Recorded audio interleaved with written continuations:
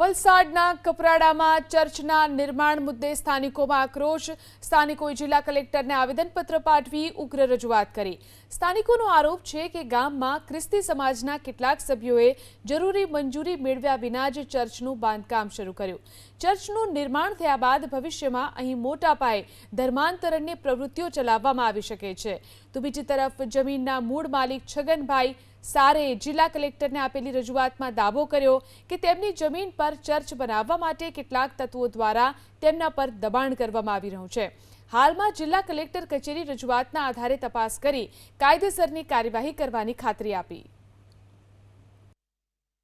ગેરકાયદેસર દેવળ બને એના માટે અમે આવેદનપત્ર અપાવેલા છે અને એ લોકો અમારા વિસ્તારમાં માનો કે 70% જેવું ખ્રિસ્તી બની જ ગયેલા છે અને એ લોકો ખ્રિસ્તી હજુ બનવામાં જે પડ્યું રહી ગયેલું છે એમાં પણ હજુ ખ્રિસ્તી બનાવવા માંગે છે। એટલા માટે એ લોકો દેવળ ઊભા કરવા માંગે છે।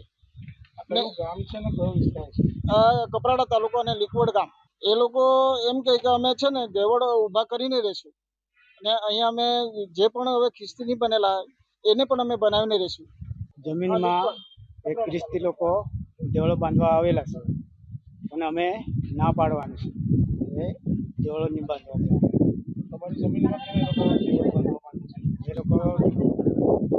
લોકોએ ઈચ્છા આપેલી એટલે દેવળ બાંધાવે અને અમે દેવળ નહીં બાંધવા દેવાના કેમ કે અમારે ખેતીનું જમીન બાપ દાદાનું છે એટલે અમે એ દેવળો બાંધવા નહીં દઈએ। દેવળની વાત જ નથી આવી। આ ક્રિશ્ચન છે એટલે આ ચર્ચ બનાવવા માંગે, ચર્ચ બનાવવા માંગે એટલે ચર્ચ બનાવીને એ લોકો ધર્માંતર કરાવે। તો હમણાં હાલમાં કમસે કમ 70% એ લોકો બની જ ગયેલા છે, હજુ પણ એમાં લઈ જવાની એ લોકો કોશિશ કરતા જ છે। તો ખરેખર આ જમીન આપણે વડીલોને શું માટે રાખેલી છે? આપણે ખેતી કરીને જીવવાનું, આપણને આગળને ભવિષ્ય માટે છોકરા માટે રાખેલી। તો આજે એ લોકો તો આમાં આપણે આ માણસને ફેલાવ છે પણ આ જમીનને ફેલાવ નથી થાય તો આમાં એ દેવળ ઊભા કરે અને એ લોકો પાસે સમય પેલા એ લોકોની પેલી સમિતિ કે હું બનાવતો છે આમાં એ જમીન અમારી જાય તો આગળ જતામાં એ લોકો આવીને અમારી જમીન અમારે તો કાઢી નાખશે પછી।